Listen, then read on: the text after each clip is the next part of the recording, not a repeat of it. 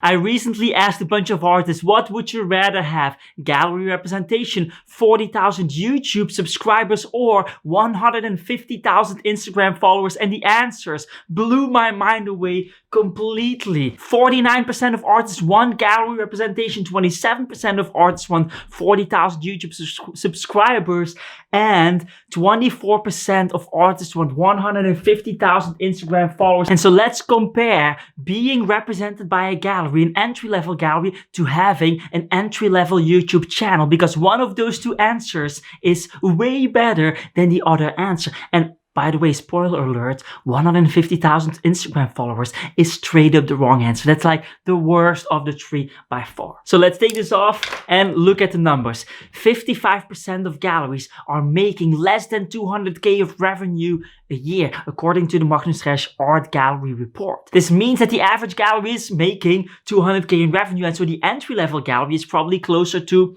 150K in revenue a year, or even lower. And so let's take 150K of revenue a year, and let's say that they represent on average 12 arts. Now, this is also a conservative estimate because a lot of galleries, especially these entry-level galleries, are actually representing 50 artists or 40 artists. And so 12 is very conservative. Now, for our example here, let's say that they take 50% commission and that selling art is their only revenue stream. Then that means that $75,000 will be divided among 12 artists. And now we also have to take an 80-20 principle into account that states that 20% of artists will be responsible for 80% of the revenue. And so in reality, we are talking about 3 artists that are running away with $60,000 a year, or divided amongst them, so each $20,000 a year. And then the other 9 artists get combined $15,000 a year. And so the reality is that the average artist represented by an entry-level gallery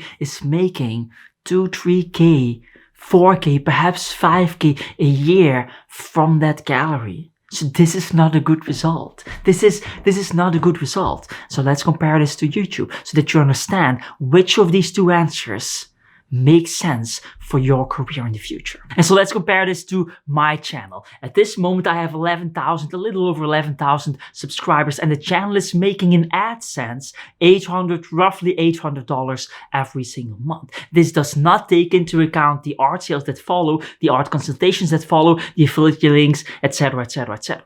And so it is safe to say that a channel with similar content that would have 40,000 subscribers would be making $3,200 a month in AdSense alone. Again, not taking art consultations, artwork sales, all of that stuff into account. And so from a financial perspective, having a small YouTube channel is way better than being represented by a small art gallery, because the money that you're making is way more. It's also way more passive, meaning that if you decide to at some point just not make any videos for a whole month or 2 months, then you will still get that $3,200 of AdSense revenue coming in. And on top of the money, there's also more creative freedom, because if you have a YouTube channel, you can basically decide whatever you want to make, whatever you want to produce, whatever you want to say. If you're working with a gallery and you happen to be in a charcoal watercolor period in your life, but the gallery wants you to make oil paintings, then guess what? You will be making oil paintings.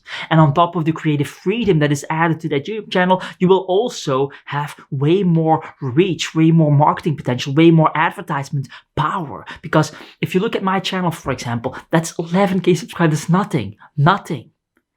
What I'm getting is around 1,500 views every single day, sometimes 2,000 views. And this is not too bad if you think about it. 1,500 people every single day. That's more people than the people that are going to your average entry-level gallery exhibition. Now, I'm obviously simplifying all the numbers here. I mean, we all know that the people that go to gallery exhibitions are a different type of people. And so the conversion rate on those visitors will be much higher in terms of art sales than anything that you get on social media, all of that stuff. I'm aware of that, of course, but I'm simplifying so that you can start to understand, like, hey, wait a minute, the old might not be that good. We should perhaps not put the old that much on a pedestal, and in admire it so much, because there's also the new that has a lot of potential and perhaps could be a pathway for me to have some kind of future in the arts. And then there's one thing that we're not talking about yet, and that is that these entry-level galleries, they are operating at very low profit margins. And I don't know it out of my head. I'm going to put it on the screen, but I think it's around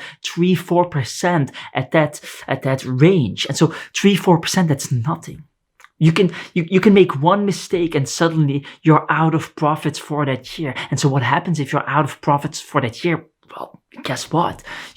You have the decision to either starve or not pay your artist. And one mistake is very easily made.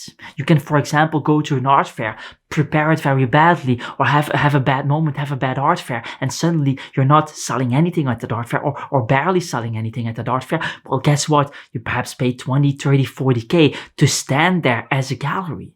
20, 30K out of your 150K revenue a year budget, that's a lot. And so if you make that mistake, then guess what? Your artist will not get paid. And so what happens way more often than you realize is that artists who are being represented by entry-level galleries are actually not getting paid because the gallery is having financial issues, financial troubles. And so you cannot get that with YouTube, because guess what?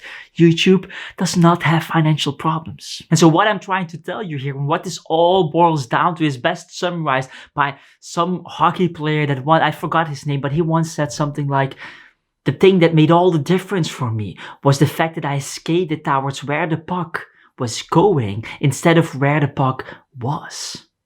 And so this is the mindset. This is the mindset.